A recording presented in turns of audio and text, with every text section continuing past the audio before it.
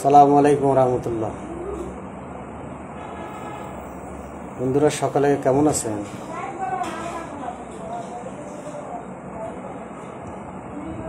দেশের তীব্র তাপমাত্রায় যে যেখানে আছেন হয়তো ভালো নেই। আল্লাহ সকলকে হেফাজত করুক। সকলে সাবধানে থাকবেন, নিরাপদে থাকবেন। আল্লাহ যেন সকলকে সহি সালামতে রাখে।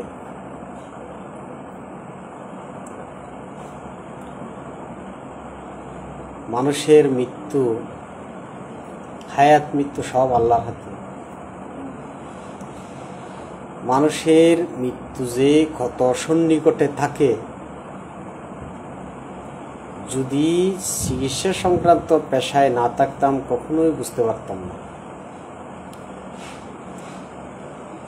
এক কথায় ধরতে গেলে মানুষ মৃত্যু হাতে নিয়ে ঘুরে। এইগুলো পেশার কারণে বুঝতে পারছি।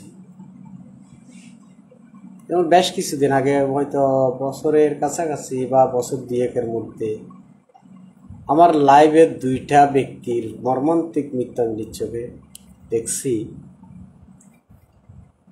আমার কাছে একটা রুগী আসছে তার ছেলেকে নিয়ে। ছেলের বয়সও প্রায় 26 হবে। একটা বয়স্ক মহিলা, 50-60 প্লাস, আসছে রিক্সা থেকে নেমে আমার কাছে আসছে, আমাকে ভাই হিসেবে সম্বোধন করত।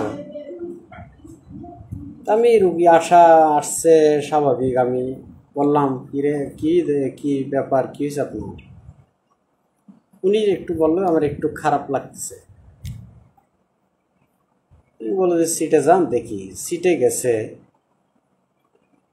সিটে যাওয়ার পরে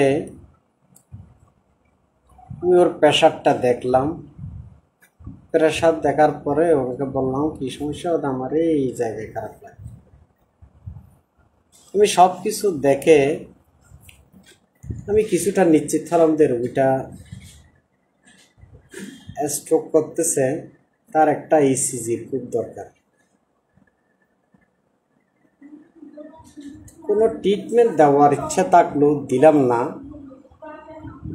ওই ক্ষেত্রে ক্লিনিক্যাল ট্রিটমেন্ট ছাড়া তো আসলে চেম্বারে ওই রোগীর চিকিৎসা হয় না, বা কিছু ইমার্জেন্সি চিকিৎসা আছে, তাও ওখানে কিন্তু একটা ইসিজির প্রথম দরকার হয়।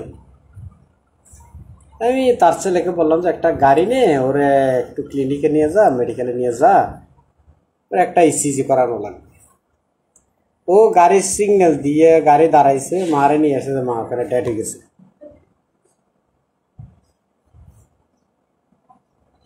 আরেকবার আমাদের এলাকায় একটা রুগী আমাকে একদম ভোরবেলা ডাকতে আসছে। আমার আব্বার একটু খারাপ লাগতেছে, একটু আসেন তো। গেলাম। একদম ভোর ফজরের নামাজের পর শুনি দেখিতে রুগীটা মাটিতে বসে আছে, দেওয়ালের মধ্যে হেলাম দিয়ে বসে আছে। কি সমস্যা? আমার একটু খারাপ লাগে। আমি এক হাতে প্রেশারটা দেখলাম। প্রেশার দেখার পরে আমরা প্রেশার দেখতে গিয়ে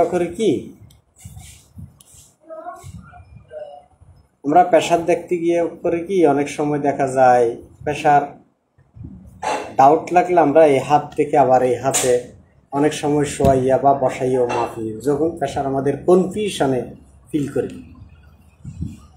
তখন এক হাতে দেখছি। এক হাতে দেখার পরে ওই রুগীরে বলি যে হাতটা দেন তো। ওই হাতটা দিছে। আরেকজন লোক পাশে আছে, বৃদ্ধ লোক, ও ধরা অবস্থায়। ওই হাতটা দিয়ে আমি প্রেশারটা দেখছি। প্রেশার দেখার পরে আমি ওর চেহারার দিকে দেখলাম এই 30 সেকেন্ড বা 1 মিনিটের ব্যবধানে, 1 মিনিট হবে না, 30-40 সেকেন্ড বা এতটুকু হবে। ওই হাতে প্রেশার দেখার পরে আমি বলছি ওই হাতটা দেন। ওই হাতটা দিছি। ওই হাতটাতে প্রেশার দেখা মাত্র আমি ওর চেহারার দিকে দেখালাম যে ওই রুগী নাই। এরপরও ভাই যাই কিছু বলেন না কেন, একজন ডাক্তার সে যেই লেভেলের হোক না কেন তার সর্বোচ্চ দিয়ে চেষ্টা করে একজন রোগীর সেবা করার জন্য, একজন রোগীকে বাঁচানোর জন্য তার কোনো দায়িত্বের কমতি থাকে না, আন্তরিকতার কমতি থাকে না। অনেক চেষ্টা সে করে। একটা রিক্সেবল রোগী আমরা একজন পল্লী চিকিৎসক হিসেবে, প্রাথমিক চিকিৎসক হিসেবে আমরাও চিকিৎসা সেবা দিয়ে একজন রিক্সেবল রোগী কোথাও দেখে আসলে বা দেখলে, রুগী রেখে আসলে রাতে রুগী 3টার সময় ঘুম ভেঙে ফোন করে জিজ্ঞেস করি কি অবস্থা। সুতরাং সকলের শরীরের প্রতি যত্ন নেবেন, কখনো শরীরের প্রতি অবহেলা করবেন না। একটু খারাপ লাগলেই আপনার পার্শ্ববর্তী ডাক্তারের পরামর্শ নেন। এখন যে কোনো জায়গায় ডাক্তার আছে, পাওয়া যায়, রাত 3টায়ও ডাক্তার পাওয়া যায়, রাত 2টায়ও ডাক্তার পাওয়া যায়। আমরা ছোটকাল এক সময় দেখতাম রাত 12টার সময় কেউ অসুস্থ হইলে মা বাবা বলতো আল্লাহ আল্লাহ কর, ফজরটা হোক। এখন আর ফজর হওয়া লাগে না। এখন আপনি যেখানে রোগ সেখানেই ডাক্তার, সেখানেই ক্লিনিক, সেখানে হাসপাতাল, যোগাযোগ ব্যবস্থা। যদিও বা গ্রাম অঞ্চলে কিছু কিছু জায়গা আছে যেখানে আমরা রাতও আমাদের পর্যন্ত পৌঁছতে গিয়ে অনেকটা কষ্ট হয়। মানুষ জায়গার সংকুলতার হারণে অনেক সময় পাহাড়ের টিলা বা পাহাড়ের গভীর পাহাড় পর্যন্ত অনেকে বসবাস করতেছে। ওদের অনেক, এটা হচ্ছে ভিন্ন, এটা সামথিং সামান্য অল্প পরিমাণ। সুতরাং যে যার মতো যে যেখানে আছেন আল্লাহ আপনাকে হেফাজত করে, নিজের শরীরের প্রতি খেয়াল রাখবেন। ধন্যবাদ। সকলেই সুখে থাকবেন, সুস্থ থাকবেন। আল্লাহ হাফেজ, গুড নাইট।